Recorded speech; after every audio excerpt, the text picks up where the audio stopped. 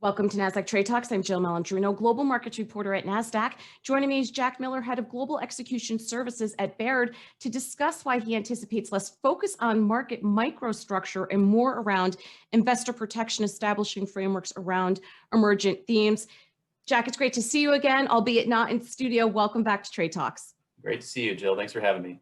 Let's catch up from the last time we spoke. Last year, you talked about the year of data, but since then we were dealt a serious curveball with the COVID-19 pandemic and related market volatility. How did 2020 actually play out? Yeah, well, despite unprecedented disruption to the markets, workplaces, and our daily lives, really the markets were resilient, and certainly more so than we saw in the financial crisis or even around events like Hurricane Sandy, for example. And I think through an equity market structure lens, played out pretty much according to the script. So we saw the launch of 3 new equities exchanges in the late summer and the fall. We saw the last act of the Jay Clayton, Brett Redfern regulatory agenda, including the implementation of the new 606 and CAT rules, and including the market data infrastructure proposal, or NMS2 as we call it. So going into the year, we talked about the year of the data, and despite that curveball, it ended up being pretty true. And trend-wise, we still see our clients really focused on efficiency, adopting data-driven processes around execution, all of which requires good, reliable data in partnership with brokers and other stakeholders in the ecosystem. And Jack, let's talk about some of the trends that you're watching in 2021, particularly those emerging themes.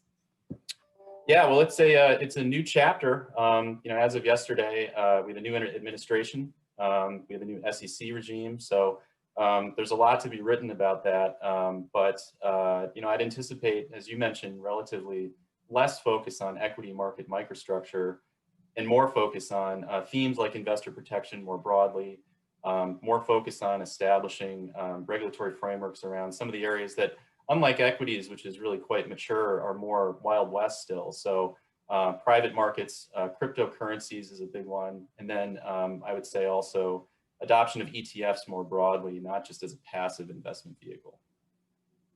How have the events of the past year affected your business and clients?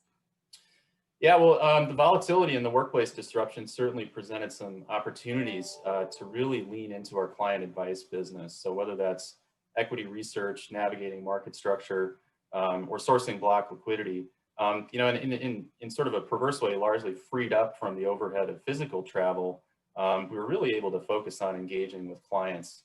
At the same time, there's some obvious challenges presented here in some of the areas that rely on establishing and building relationships. So we had to adapt to some new norms for things like prospecting and recruiting, for example. But I think really I view it as a bit of a forced experiment. It kind of snapped us out of our lane. We have a very in-person culture on Wall Street, had been somewhat resistant to trends in workplace flexibility or virtual communication modes.